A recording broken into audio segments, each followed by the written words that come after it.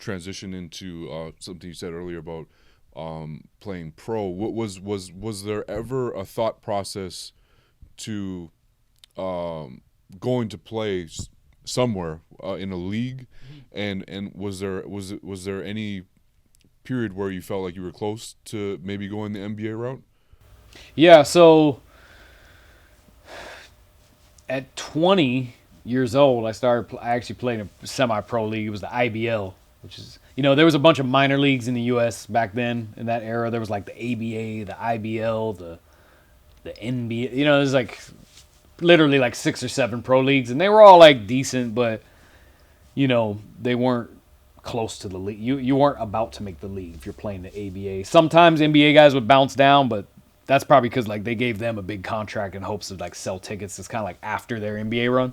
And this was pre NBA Development League, right? They didn't exist Right before. Right before, yeah. So basically, I got an opportunity to play in the CBA, which was the equivalent of the G League or Developmental League. That was the equivalent of that. Like there was a lot of NBA players in that league, a lot of D1 guys who like maybe had a chance of making a roster. So I got an opportunity in this league, and I'm hyped. You know what I mean? Kenny Anderson was my coach, NBA legend. I was playing with Stephon Marbury's brother and a couple guys from UConn. I'm like, all right, well, this will be a test. This will be great. So I got an opportunity in that league, but I realized the reputation of street ball was still out there.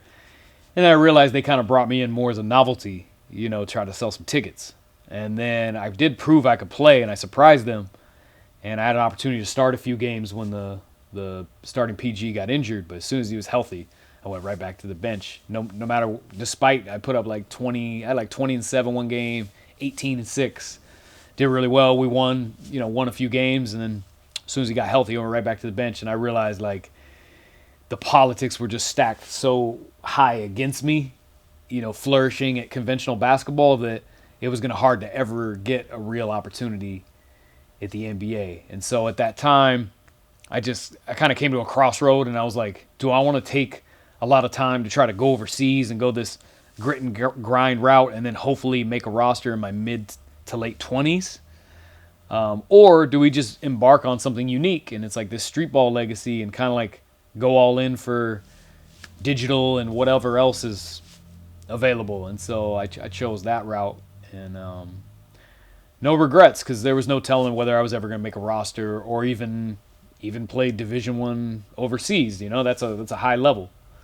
So I think the D League ended up putting the CBA out of business like 1 or 2 years after that, and then that was the end of my conventional basketball run.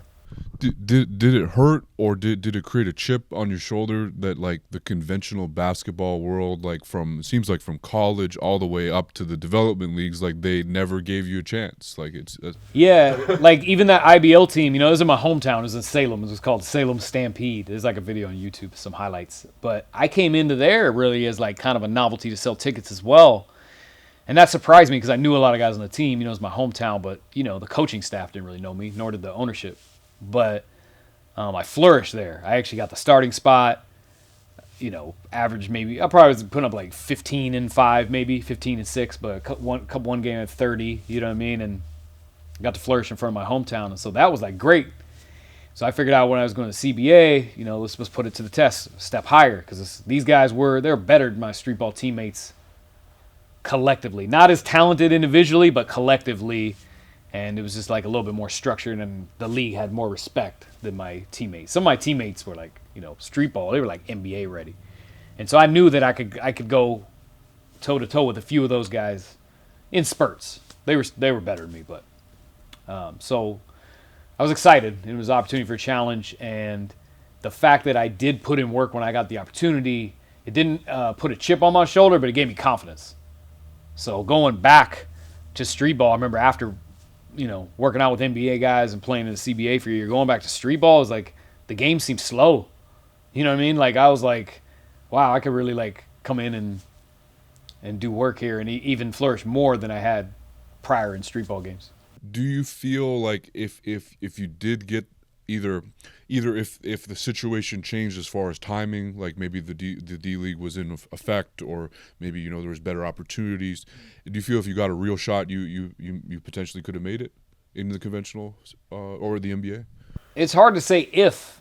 I always felt like if I got the opportunity to get the playing time, that I would always prove myself eventually. I wasn't to the point where it's like, you give me 10 minutes, I'm going crazy. But I knew over time I could always like get a feel for the game and I could adjust. I was really good at adjusting, and I was really good at making other players better. That was my thing too. Is like I was actually a shooter and I tried to make other players better, and my handle slowly progressed throughout my career. But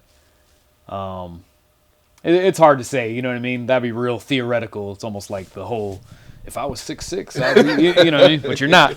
Yeah. So I don't know. I think I know I got a lot better later. You know what I mean? Like even today, way better than I was when I was in my 20s.